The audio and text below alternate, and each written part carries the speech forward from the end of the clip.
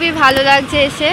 আমি বর্ধমান থেকে, মানে বর্ধমান নয়, হাওড়া থেকে আসছি। কালকেই এসেছি সকালে। কালকে এসে অনেকক্ষণই সমুদ্রে কাটিয়েছি, খুব ভালো লেগেছে। আজকেও চলে এসেছি তাড়াতাড়ি।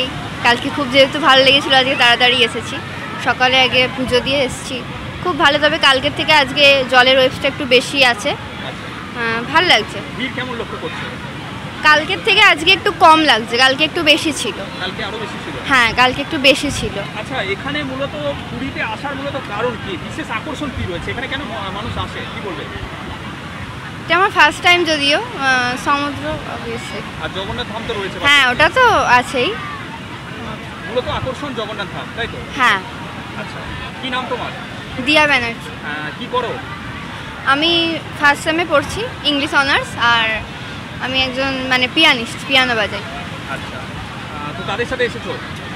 আমি আমার ফ্যামিলির সাথেই এসেছি। আচ্ছা, বাসে না ট্রেনে? ট্রেনে। আচ্ছা, যারা কখনো এই পুরীতে আসেনি তাদের উদ্দেশ্যে কি বলবে? যারা আসেনি তারা আসুক, সমুদ্রের যে মানে আনন্দটা সেটা উপভোগ করুক, তাই বলবো।